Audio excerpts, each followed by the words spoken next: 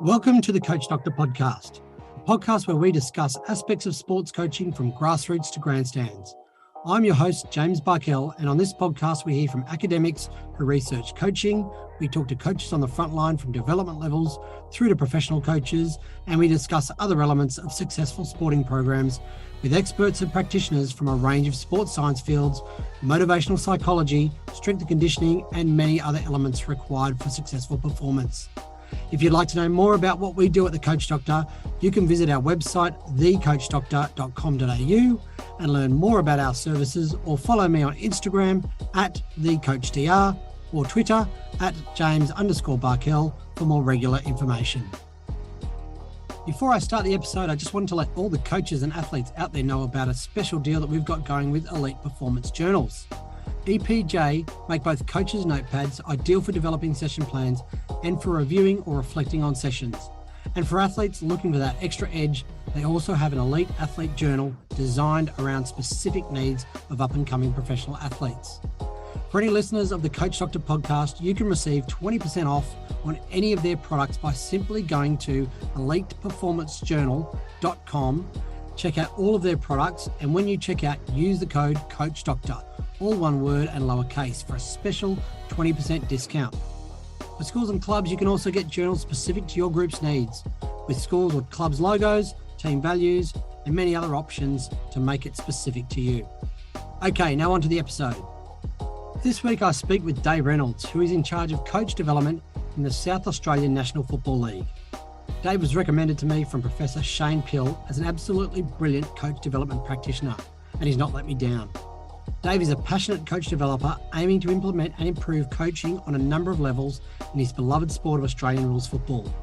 He has a passion for developing female coaching talent and is also part of the newly formed AFLW Port Adelaide coaching staff. Dave talks about how he provides feedback to coaches in a constructive and effective manner, and we discuss the 3 Ps of coaching: pedagogy, playing, and the people. We discuss the 6 big rocks Dave feels need to be improved in community coaching, and chat about the differences in the development needs of beginner coaches, intermediate and advanced coaches. I hope you enjoy this conversation with Dave Reynolds and take something away that can develop your coaching. All right, Dave, thank you for joining us on the show today. Can you please give me a brief explanation of your background and your role at SANFL? Yeah, thanks for having me, James. My role at SANFL, I'm the state coaching manager. So I've been working for SANFL for 13 years. And mostly in coaching in that space. So I'm one of the really lucky people who I get paid full time to talk coaching all day, every day. And I'm really passionate about helping coaches develop. So absolutely love my job. So my job involves, there's some formal courses that we run. There's accreditation courses with level 1, level 2, level 3s. We also run different academies. So I've got a female coaching academy. I also spend a fair bit of time trying to support local footy clubs to try to establish coach developer and support systems within, so that coaches within those footy clubs are actually getting supported and looked after and guided. We run a lot of coaching workshops, conferences, and then I do a fair bit of mentoring of coaches as well. So a bit of jack of all sorts. Awesome. So I'm going to have a little bit of a chat about that role in a moment, but on a personal note, you've just been named on the coaching staff of the Port Adelaide AFLW team. What does this role mean to you? Yeah, it's a really exciting opportunity. I was extremely humbled to be asked to coach within this group. It's a brand new program. Port Adelaide have never had an AFLW team before, so to be part of the inaugural year is really exciting. We're about 3 or 4 weeks into pre-season at the moment. So we've literally pulled 30 players from all over the country together, and coaching staff and support staff. And so it's been a really exciting time. And it's one of those things that it was an opportunity that I definitely couldn't turn down, because to actually be part of the program from the very beginning is super exciting, and it's something that I'm looking forward to looking back on in 10 or 20 years, to kind of see where it's evolved, and to look back and know that I had a part of how that program actually started up. Yeah, awesome. And what does the role involve? Well, I'm an assistant coach, so I'm coaching the forward line. So we have Hamish Hartlett, who's a former player of Port Adelaide. He's coaching the backs, and Daniel Kerr, who's a really experienced footballer here in South Australia. He's coaching the midfield as well. So game day, I'll be mostly looking at the forward line to see how we can create opportunities to kick goals. And so, during training sessions as well, that's my big focus as well, is how I can teach our forwards to best work together and create as many opportunities as we can to hit the scoreboard. Nice one. So you're like an attack coach, basically. Yeah, pretty much. Yep. Awesome. So talking about AFLW, female coaching academies is an area that you're really keen to develop. And you tell me a little bit about how or why you think it's an important area of coach development. Yeah, it's something that we started up around about 5 years ago. What we were seeing is female football was taking a really big boom. It was starting to really evolve massively at community level, at state league level, and AFL level as well. So all of a sudden we had a whole stack of female footballers running around, which was fantastic to see. But then as you kind of pull back a little bit, you notice that nearly every single one of these teams is being coached by a male. So that was something that we had a really good discussion about at SANFL, and said, well, we'd love to see a lot more female role models within coaching.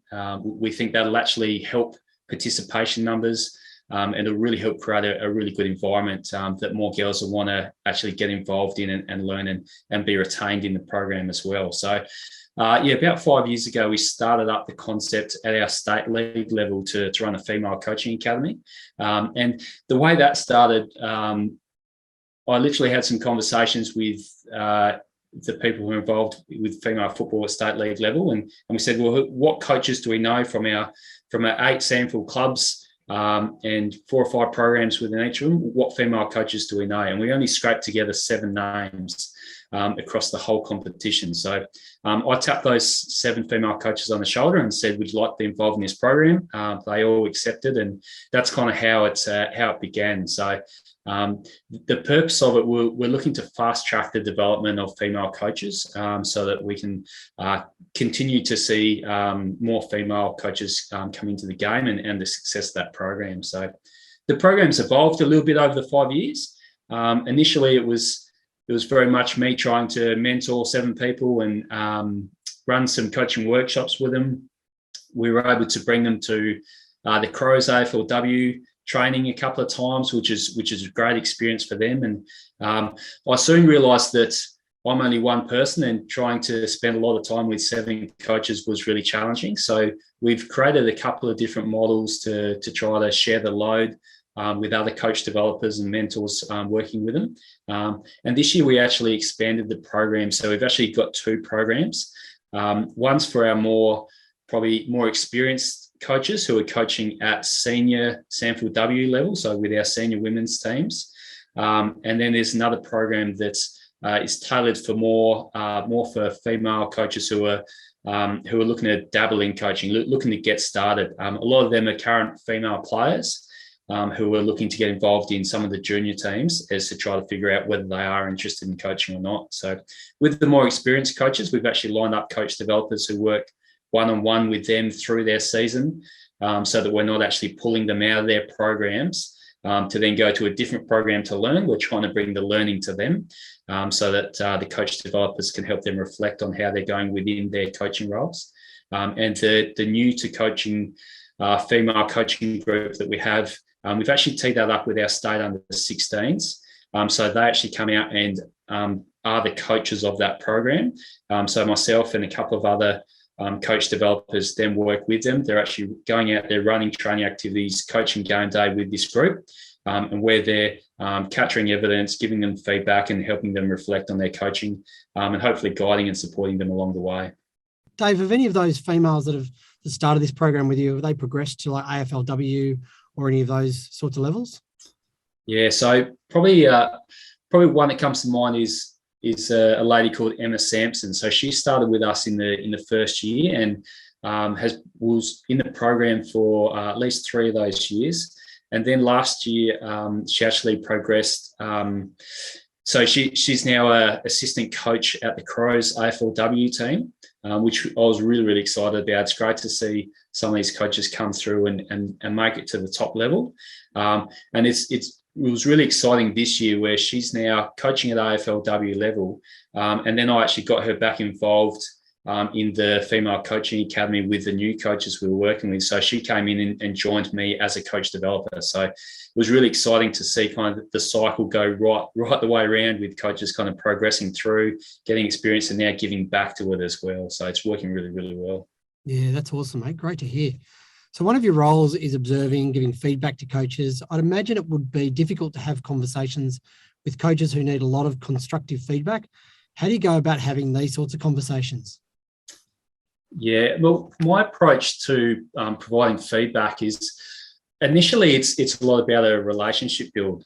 So the first couple of times I go out and work with a coach, it's about me creating trust, me creating psychological safety, me creating a space where they're comfortable with me supporting them in their coaching and helping them reflect on their coaching.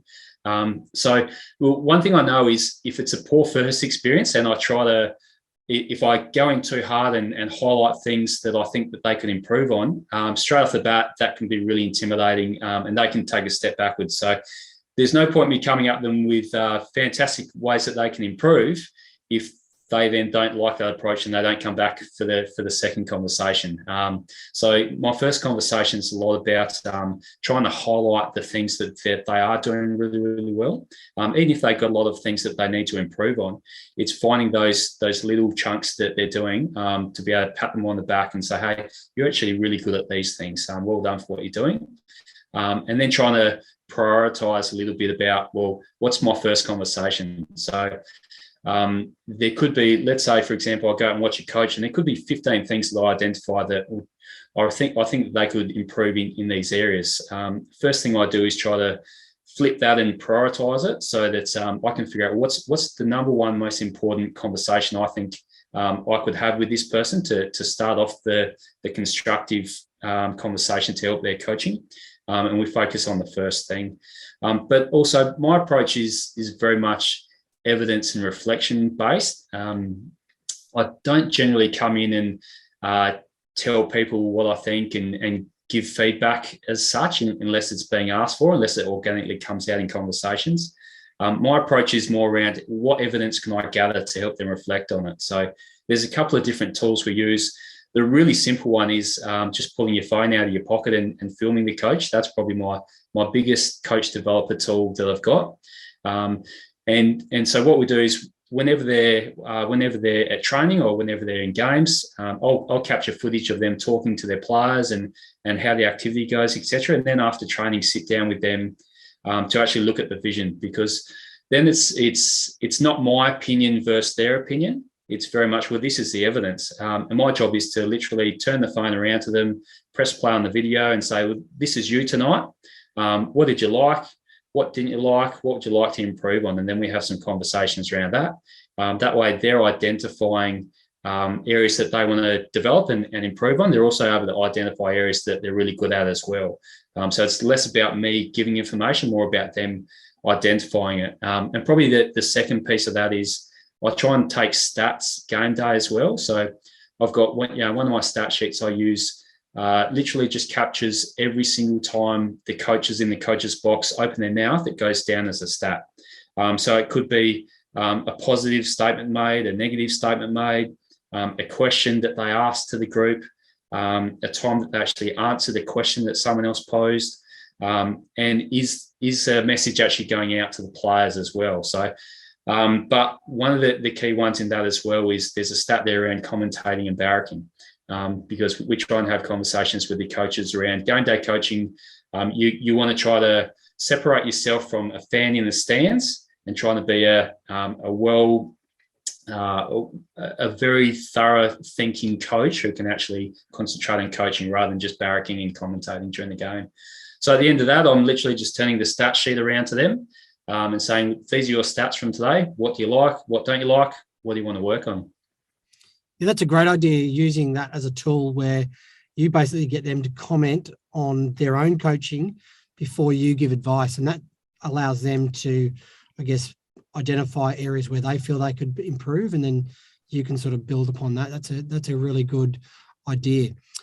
So one of the aspects you're trying to build into your coaching courses is the 70-20-10 concept. Can you explain what this is and how it might help coach learning and behaviours? Yeah, absolutely. The 70-20-10 concept, it's sometimes it's debated as to what the exact numbers are, which I'm not fussed, but the general concept behind it is that for an average coach, around about 10% of the learning that you have in coaching came from formal courses.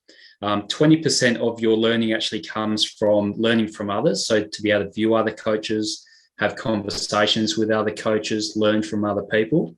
And 70% of your learning as a coach actually comes from you doing. So you actually going out, coaching your team, and being able to reflect on how you're going, and that constant cycle of I'm learning from what I've done as well. So in a very formal course with a level 3 coaching course, generally the courses are very much, well, here's the content, we're going to deliver the content, and hope that people have learned and can go actually execute what they've learned. So I'm trying to add the different elements of the 70-20-10 concept, where there's still some upfront learning, which is really required. But then we also try to do other areas to maximize the learning. So for an example, in the level 3 that we established a couple of years ago, I get all the coaches to create little peer working groups throughout the year. And so it's groups of 3 or 4 that they'll then work with ongoing throughout a 12-month period during the football season. And so that group is designed to support, to share ideas, to bounce things off them, to ask questions. So during the season, there's some amazing conversations being had. Hey guys, I've got this player who's struggling with kicking. Has anyone done an activity, or if you've got any teaching cues, how I can improve this aspect, or our game plan's struggling in this, has anyone got any ideas? So there's great opportunities to bounce ideas off of each other and learn from each other. And then another element that we throw into with the peer groups as well is we actually, similar to the concept I just spoke about before with the phones, we actually get each coach within each of the peer groups to film themselves coach, and then actually upload that vision to their peer group. So they've all set up little Facebook groups or WhatsApp groups or whatever it is to communicate with each other, to upload that vision. And then with their small group of 3 or 4, the coach can then self-reflect on their own performance, but then the other coaches can also add value to that as well and say, hey, mate, I thought you did this really, really well. This is probably an area that you can improve on, and let's have a conversation around how we can support you to develop those things. Each of them are sharing, each of them are learning. So that way and because we've created a really safe space that they've worked together with each other for 12 months and have a lot of conversations with each other. So they're a lot more comfortable in sharing and learning from each other in that environment. Yeah, I really like that idea. And I guess one question I've got regarding AFL coaches generally happy to share ideas, or do they keep a lot of the tactical ideas themselves, but share, management or communication ideas? What's that like? I imagine it's very similar to every other sport in the world.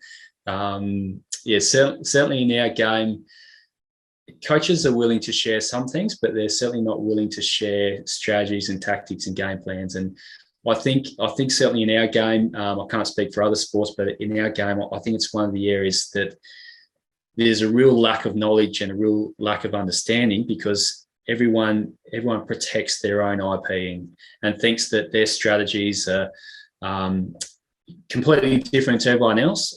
It's been interesting, actually, through the level 3 course that we've been running. One of the course requirements is they have to develop a game plan with their strategies and then upload that to me. We originally put in there that they had to then share that game plan with the other people in their peer groups. And some people did it, some people didn't. Some people just refused, went, nah, this is my IP, I don't want to share this. These are my secrets. It's really interesting then having a look at the game plans and strategies that come in, and 90 to 95% of the strategies that people are using are exactly the same as everyone else. So everyone's doing the same thing, but everyone's extremely private and don't want to share what they've got there. So I think that's something we can do better. So hopefully with some of the strategies that we're doing around creating better support networks and relationships with coach to coach, we can start to see a little bit more of that. I'm starting to see a little bit with time, but still with everything to do with coaching, I think that the game plans and strategies is certainly the number one area that people are most cautious about sharing with others. It's interesting you say that, because there's a fairly similar situation in rugby union in Australia, but then from a cultural perspective, you go across the ditch to New Zealand, and they're really big into sharing. And I think even sharing ideas around tactics at the end of the season, the professional coaches have a meeting under the governing body, and they talk about what their strategies and tactics were. So I guess that grows the game, and it's really funny how that just that short distance, or that short space of 2-hour plane ride is there's such a difference in culture in terms of sharing. So that might be something to have a think about, for professional development, to have a look at what they're doing and how they're sort of initiating that over there. Yeah, well, you raise a really good point around it. It's actually growing the game, because if we don't share, then we only know what we know. All of a sudden, if I share my IP with you, then yes, you learn some of my IP and we have a good conversation about it. But then if you share yours with me, then I'm learning some of yours as well. And so I've developed as a coach, you've developed as a coach, both of us have got better and we've improved and we've added more strings to our bow. And so everyone improves, but I've got to give to receive as well. So I think we just need to get past that first hurdle of, hey, it's actually okay if other people see your stuff, because you're actually going to benefit when you see theirs as well. So hopefully we can change that culture, but we'll see how that one goes, James. Yeah, it's a tough one. I do understand the reasoning behind it, but then again, at the same time, I do understand that it's important to share, and sharing is what helps grow the game and I guess improve the game overall. Another concept you've identified previously is developing the 3 Ps. Can you explain what you mean by the 3 Ps and why they are important areas to develop in a coach? Yeah, this is a concept that a friend of mine, Mark Upton, explained to me a few years back, which really resonated with me well. He talks about the 3 main elements of coaching are around play. So they all start with P. So the first one is play. So that's the sport-specific content. So in my game, that's game plans and strategies and tactics and techniques within the game, etc. The second P is around people. So that's your relationships, your culture, your environment that you're building within all of your people there. And the third one is around pedagogy. So how are we actually teaching, how are we actually learning, what are our environments to do with that. So most of the areas of coaching fit under one of those 3 Ps.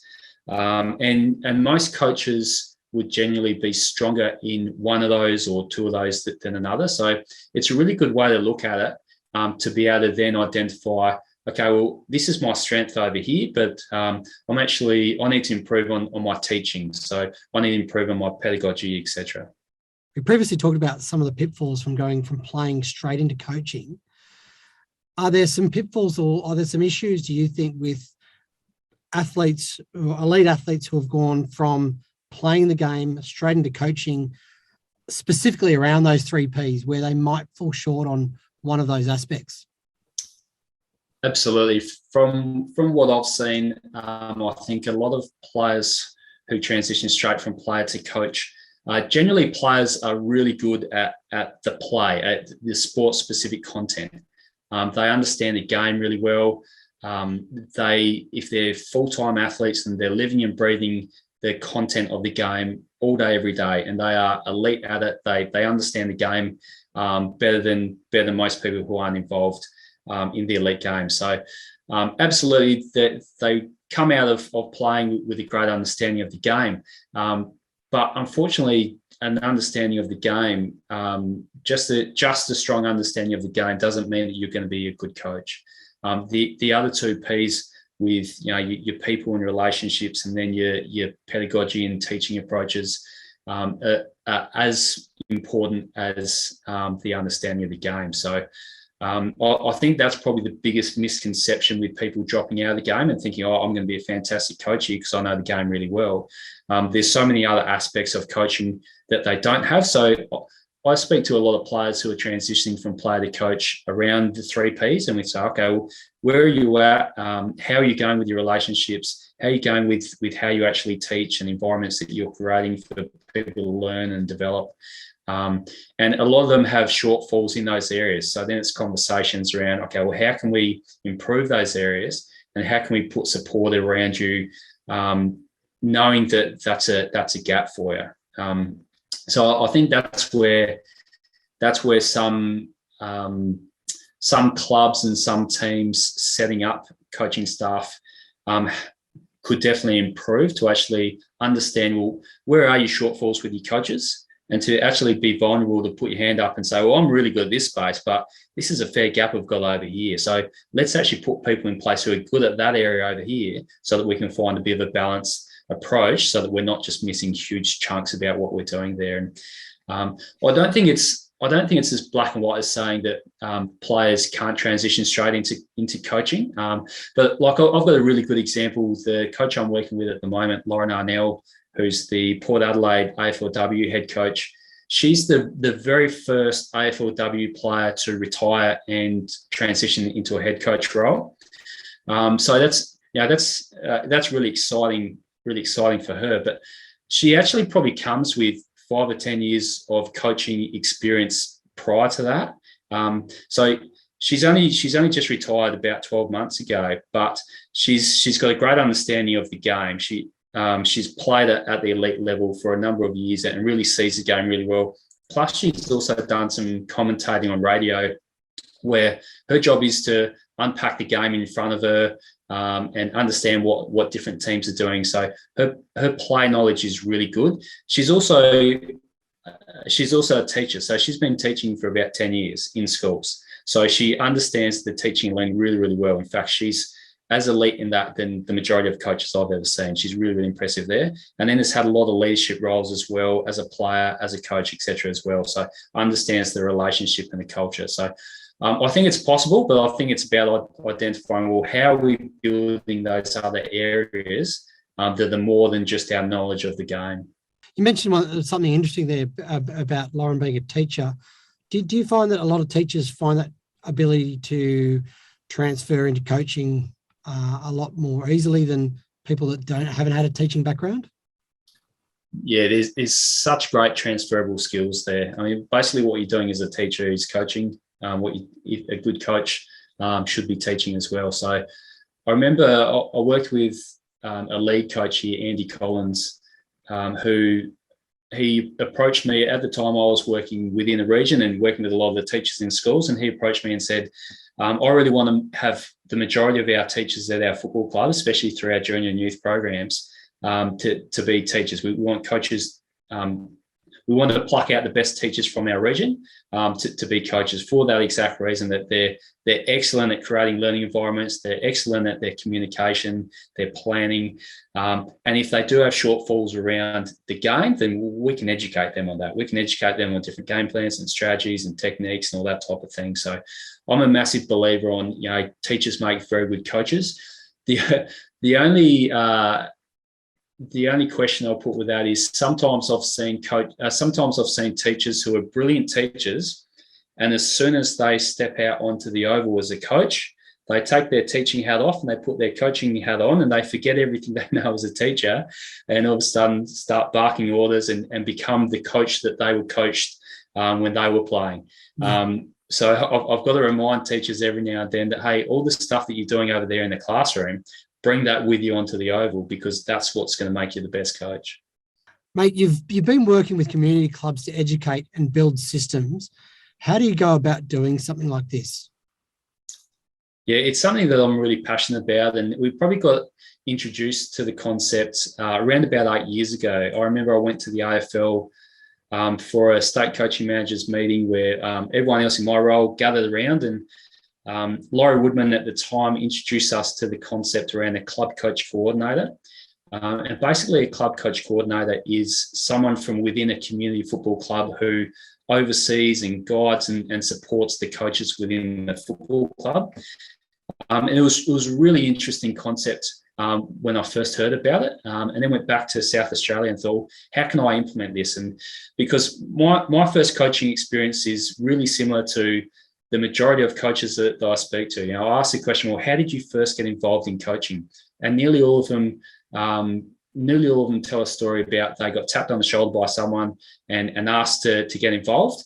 And then we talk about, well, how was your first experience? And it was very similar to mine. That my first experience was, hey, Dave, we think you'd make a really good coach. Are you interested in coaching our local under 14s? And I was only 17 at the time. And I went, fantastic. If you think I'll be a good coach, I'd love to do it. And they said, here's your bag of footballs and cones. You're training on Tuesday, Thursday nights at 4:30. Off you go. And that was, I knew nothing about coaching. I've never been supported. I've never done any coaching in my life. So I just went out there and winged it, the same as every other coach. You do the best that you possibly can. But looking back on that now, that was 23 years ago now. And I'm baffled that I'm still in coaching after that first experience because, geez, I made 1,000 mistakes, messed up so many times, and somehow got through the end of the year. And at the end of the year, the club then says, thanks, I'll grab those footies back. We'll put them in the storeroom. Do you want to coach again next year? And that's the only interaction that the majority of coaches actually have with the football club. So you're left on your own. So we want to really change the culture around coach support, especially at grassroots level, where coaches are coming in really green and looking for some guidance. So, so we're looking to implement the program called the Club Coach Coordinator Program, where someone is there to actually support and guide you through your coaching journey. So they're actually able to educate you from the start, introduce you to other coaches, help support them through, and also being able to go out there, trainings and games, and help you reflect and help guide you and pat you on the back and keep you in the right direction. So in grassroots football, a lot of people obviously are doing these sorts of roles, for free. They're voluntary roles. Yep. How would this work in this situation? Would you just have a volunteer that would step into a role like this, or do you find some funding to pay for a role like this, or how do you think it would work? Yeah, we haven't gone down the funding model yet. There's so many footy clubs. There's 300 footy clubs across South Australia, so it's really challenging to find enough funding to pay for that. So at the end of the day, we're working with volunteers, and that's one of our biggest challenges. Absolutely, that I walk into a football club and talk to them around this concept around how important it is to support the coaches, and that coaches are the biggest influence on the player experience. So it's really important for us to support the coaches. But at the end of the day, we're then trying to find a volunteer to do this role that probably needs a certain skill set to be able to do. And clubs turn to me and say, well, Dave, we've exhausted all of our volunteers. If we had someone with this skill set, then we already would have engaged them in a coaching role or a different role. So it's absolutely a massive challenge to find volunteers. And I'm more than happy to put my hand up and go, this is one of our biggest challenges here. So I've been doing this for about 8 years, and probably what I've learned is when I first started, I went out to clubs and said, this needs to be a standalone role for it to work really, really well. We've got to find another volunteer, see if you can identify someone who can come into this role.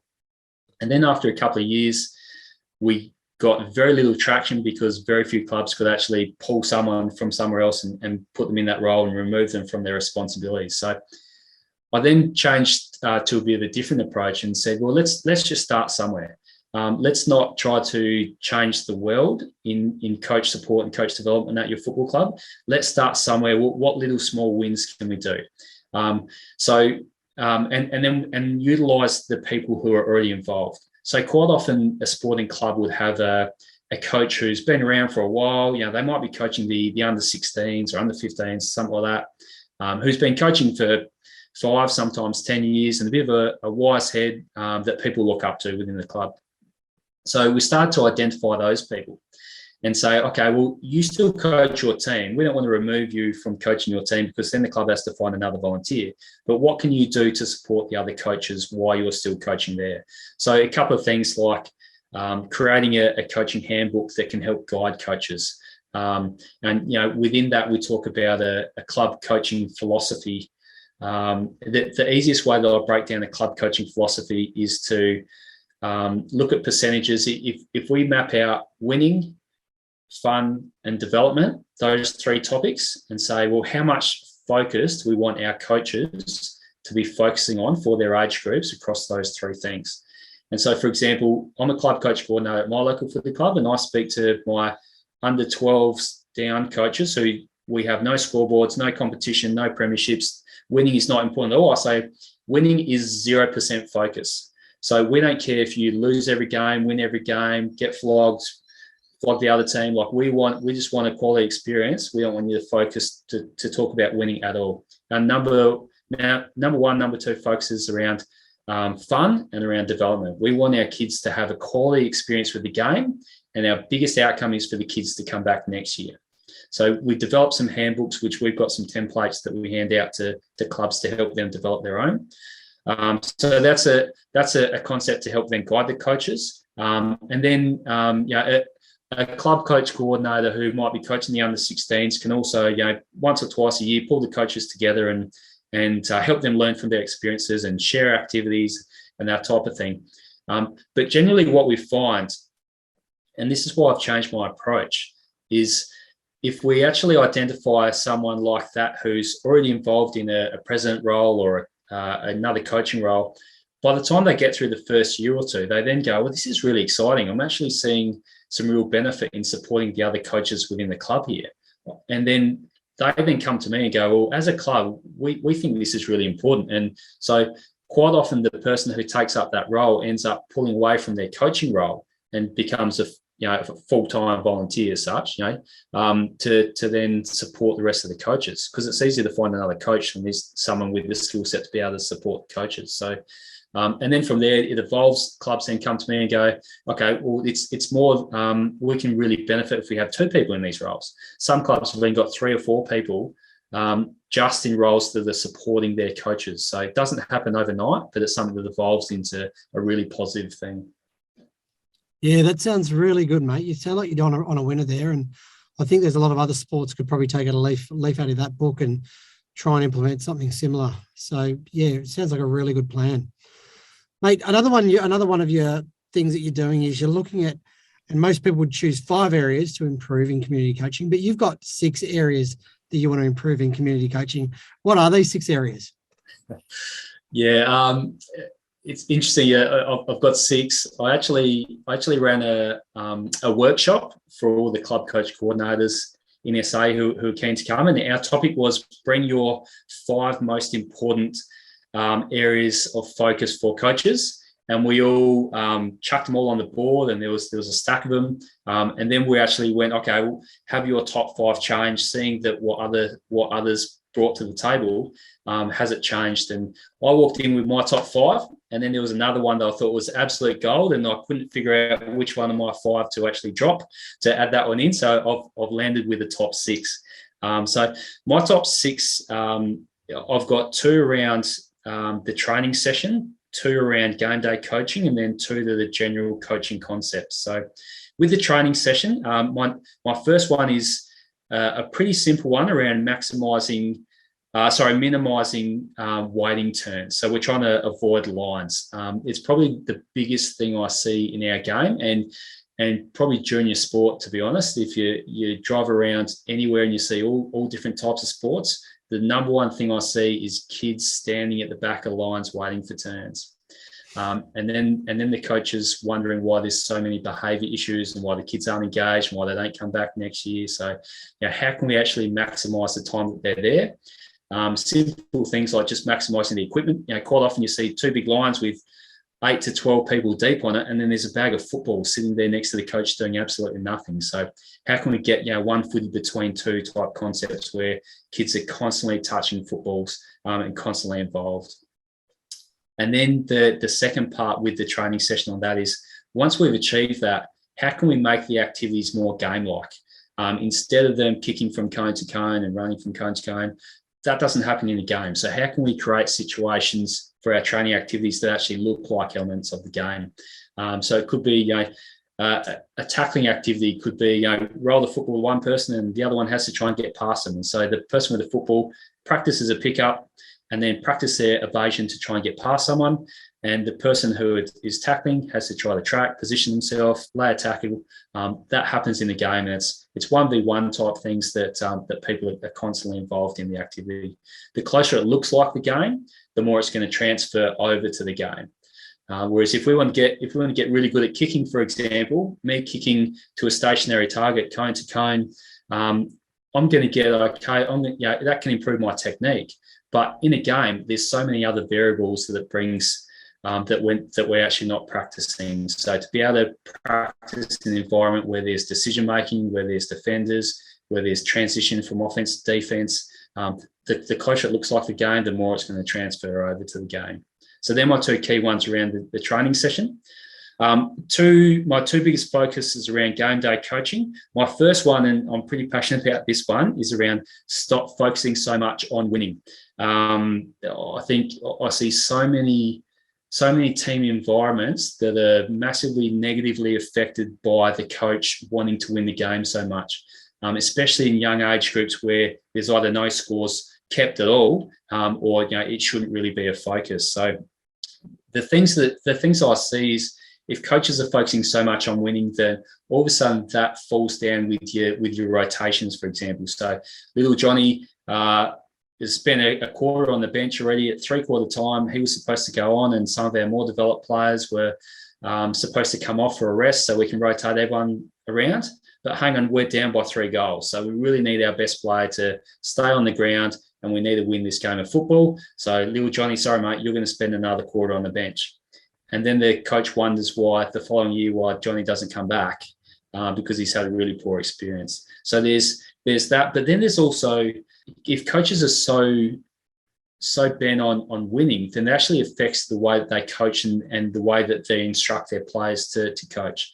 So I've got two really good examples here. So in our game in football, if we catch the ball at half back, most coaches want the players to kick the ball long down the line towards goals, away from the middle of the ground. Because if we kick the ball in the middle of the ground, if the mistakes happen, then the opposition players can easily pick up the ball and go down and kick a goal. But then we get up into senior football, and our coaches going, well, why can't our players hit targets? Why can't our players, look laterally and be able to hit that inside kick and switch the ball?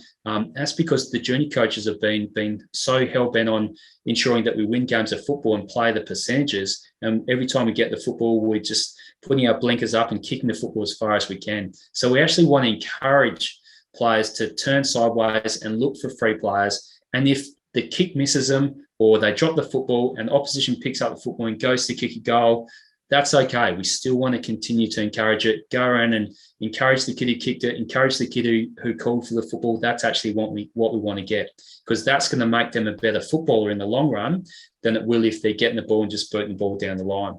There's the same one in cricket. My son played under-10s cricket a couple of years ago, and his coach was umpiring on the field. And every single time the ball got hit out into the outfield, he would scream out, hold the ball, hold the ball. He didn't want them to throw the ball into the wicketkeeper.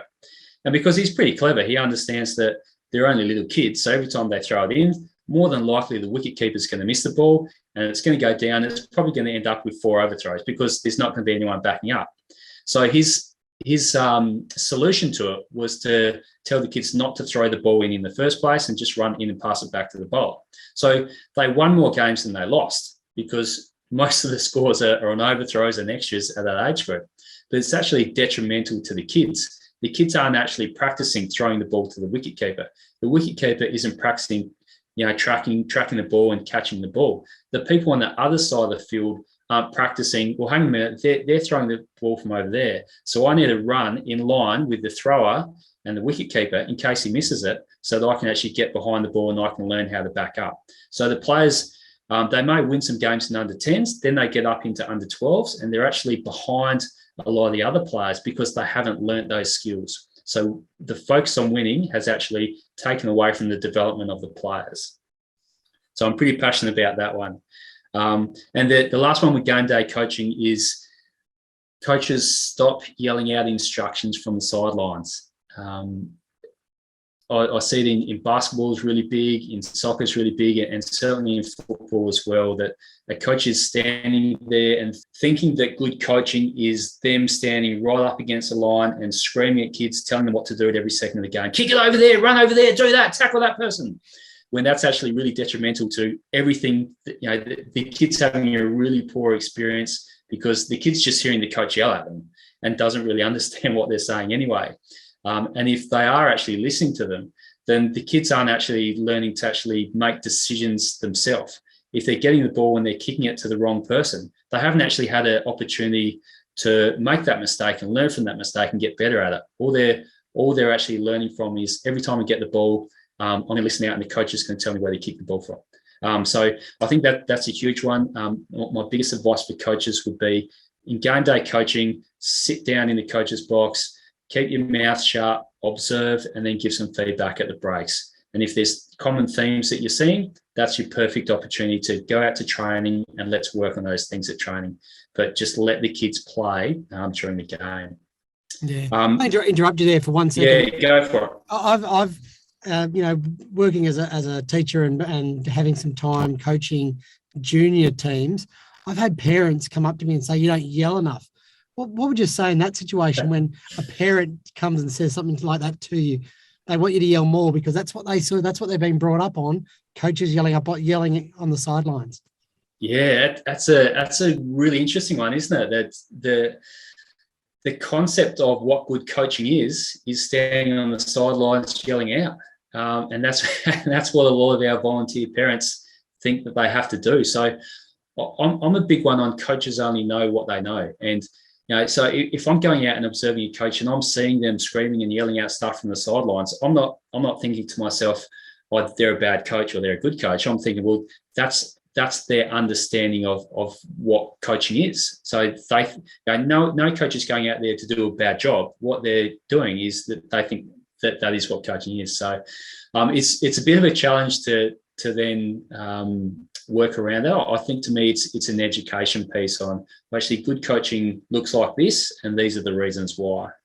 No, it's good you said that, because that was one of the things that I sort of instilled back. This was over 10 years ago now, coaching under 11s or under 12s, and one of the things that I brought in was I sent home a form or basically a note outlining the reason why I might do certain things, and I'm not going to yell during the game and I outlined some research. I found some literature where it talked about the percentage of things that athletes hear from the sidelines, and I said there's a very small percentage of instructions that athletes actually hear and comprehend and take on board during the game anyway. And the fact is we don't want to be putting too much pressure and overloading them and making them feel more anxious, because then they have to do all these different things that coach are yelling at them.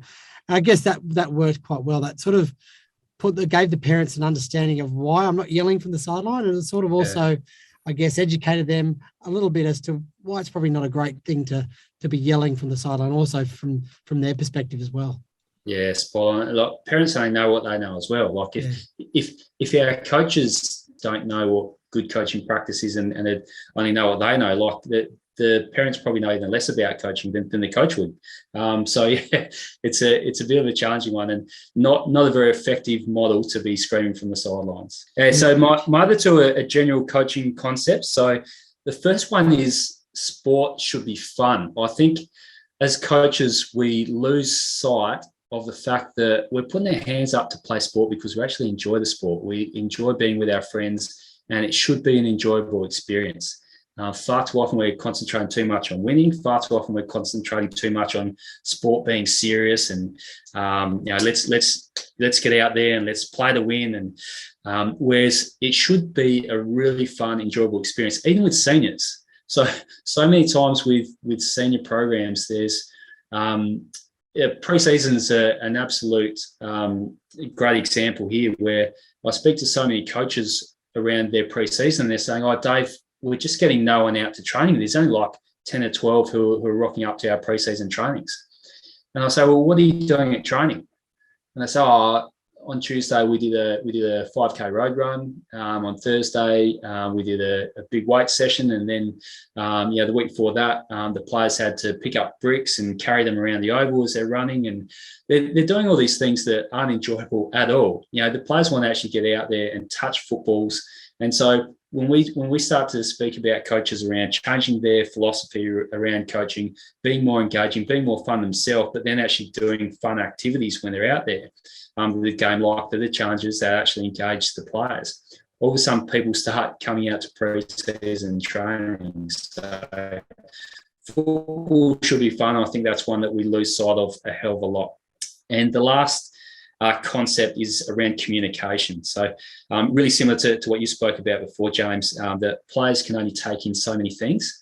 I think too often we're just trying to regurgitate every single thing that we're seeing and trying to give too many things. So less is definitely more with our communication. I've heard a couple of good things. A good friend of mine said, here's one that you should think about. If I've got 10 tennis balls that I'm holding and I throw them at one of our players, how many balls are they going to catch? And however many tennis balls they'll catch is how many points you should actually be talking to them. So if I'm talking with seniors, they might catch 2, maximum 3 of the tennis balls I throw them.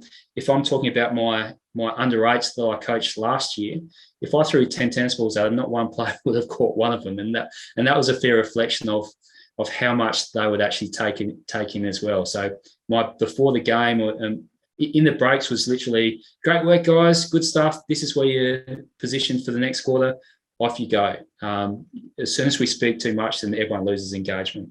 So what are some of the benefits of developing a community of coaches? You talked about in your level 3 having little communities or little groups. What's the benefits of having a community of coaches or like-minded people that are collaborating, that 20% that you talked about? Yeah, we call them communities of practice for coaches. So I'm involved in 5, I think. So I literally had one this morning where we've got a group of coach developers from all around the country who jumped on board, and all we do, we catch up once a month and just chew the fat. Any questions we have around coach development, any ideas, any concepts that we're keen to bounce off each other, we throw them around.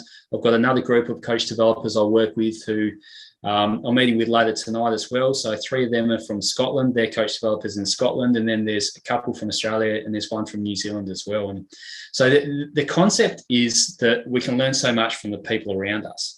And we don't have to go to formal courses to do all of our learning. There's so much knowledge with the people sitting next to us. So trying to find like-minded people who have similar interests in than you, get them around a table, or we're going to jump on a Zoom meeting and literally just chew the fat. So sometimes we come with certain conversations that we want to have. Sometimes we go around the grounds and talk about what's working, what's not, and help give each other feedback or share ideas and concepts on that. So the more we can pick the brains of the people around us, the more we can learn. What are the needs, I guess, of a beginner coach versus an intermediate coach or an advanced coach? How are they different in terms of their requirements? Yeah, good question. I heard a really good quote around beginner coaches go to courses, intermediate coaches go to conferences, and experienced coaches have coffee. And I think it's really relevant. I think our brand new beginner coaches, they're after some guidance. They're after a course to go out and tell them how to coach, what they should be coaching, how it all works. So I think that's really, really important for our brand new beginner coaches. Then once they figure out, that they've got a bit of a foundation of coaching, they've been pointing in the right direction, then they're keen to explore different ideas around concepts. We're keen to explore, well, how do I become an athlete-centered coach? How do I ask better questions? How do we develop different strategies and tactics? So they get those things by going to workshops and conferences and being able to speak to other people there. And then I think coaches reach a certain level where they're really comfortable with what they bring, but they still want to continue to keep developing. So, I spend so much time catching up one-on-one with people that I call critical friends. They're not necessarily mentors of mine. We're probably on par with our knowledge, but they're just great people to be able to bounce ideas off. Some things I'm really strong in, some things they're really strong in, and similar to a community of practice that we can just have a coffee, chew the fat, talk coaching, and you end up learning just as much, if not more, from those conversations as you would doing anything formally. And it's funny you say that, because you talked to me about having 4 key people to help a coach improve. And I think you talked about a mentor, a coach developer, a technical or tactical coach, and then an emotional support coach. Why is it important to have these sorts of people around you, and what's the difference between these and just having a general mentor? Yeah, the best way to explain is to probably go through the role. So the way I see a mentor is someone who can catch up with you and help you reflect, not necessarily with a whole heap of structure. So a mentor conversation might just be, hey, let's catch up once a month, and I just want to hear how you're going. And the coach comes and goes, oh, this is working really, really well. Actually, I'm having this real problem over here.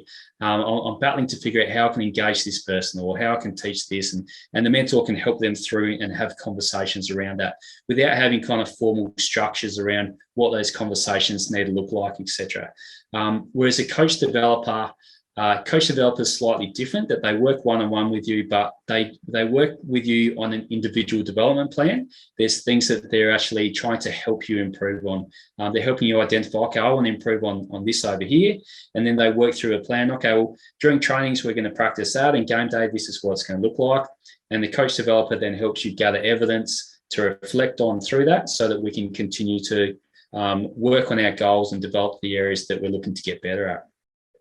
Now, a tactical, technical coach, that's someone who's a wise head who understands the game really, really well.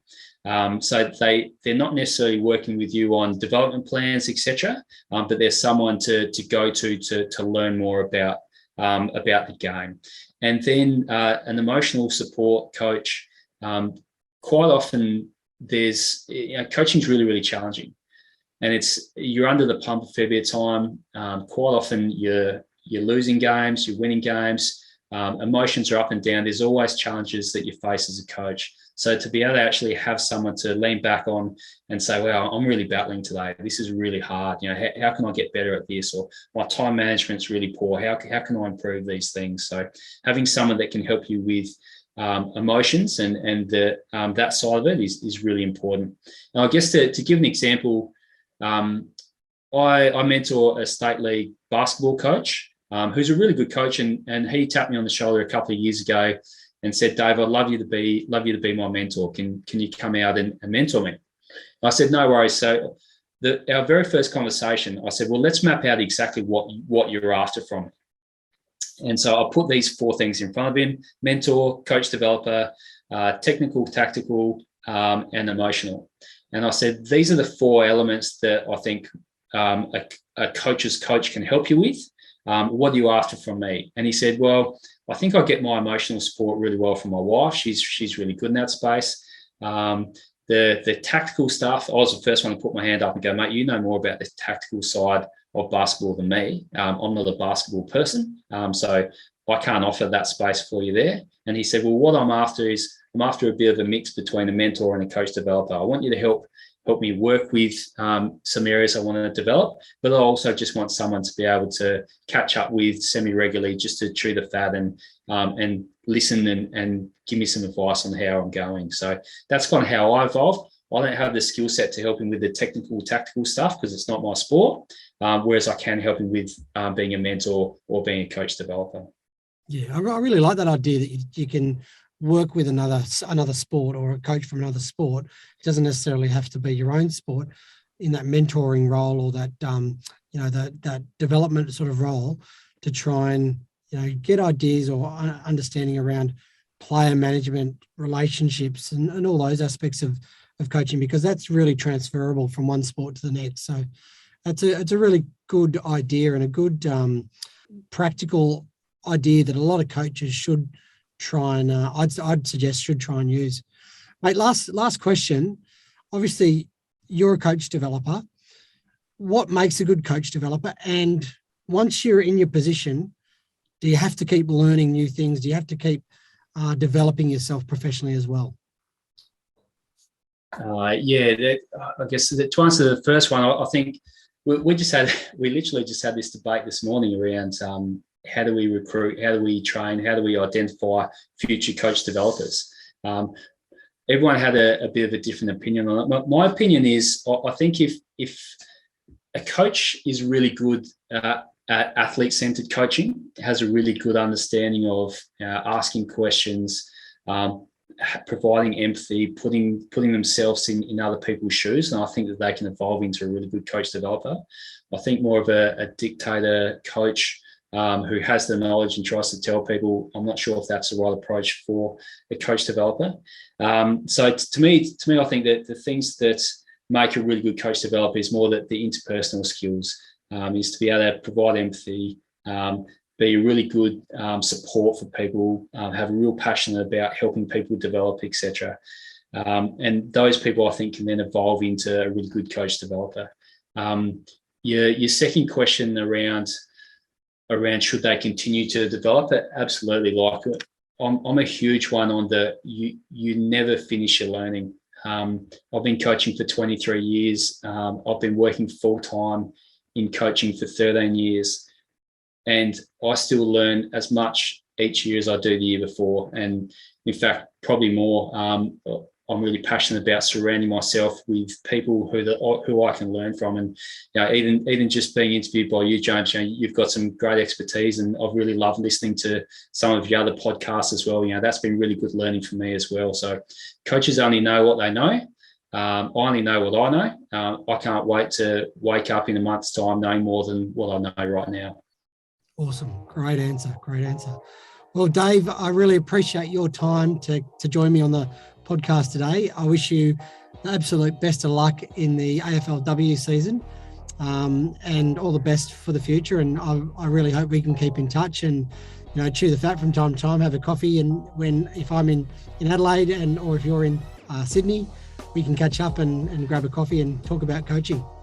Yeah, absolutely. Thank you very much for the invitation. Pleasure. Anytime, mate. Whatever your sport, I really believe Dave's concepts and ideas can help you develop as a coach. I think it's great that this conversation followed Professor Jean Coutet and Professor Chris Cushion, because to me it looked at ways to implement a lot of the coaching aspects that their research identified as being effective in both athlete and coach development. For me, the conversation about the need for junior AFL coaches to move their mindset from winning only and using tactics for success that do not necessarily develop players to one that is more focused on player development is a pertinent one that I believe a lot of sports are dealing with. The end goal for development coaches should be just that, development. It's an interesting topic that I'm sure will create a lot of debate. I love Dave's idea about developing communities of coaches where you can bounce ideas off other coaches and share your thoughts, views, and opinions on trends in coaching. As we say to the kids, sharing is caring, and if we really care about the future of our sports, we need to embrace sharing. We can also learn a lot from other coaches in other sports, and having mentors outside of our own sport is something that could help and develop your coaching. If you'd like to contact Dave, he's active on LinkedIn under his name Dave Reynolds, or via Twitter under @Dave_Renault516. As usual, please feel free to pass this episode on to coaches in the sports coaching industry, whether they're coaching at grassroots or in grandstands. There is some learning for every level.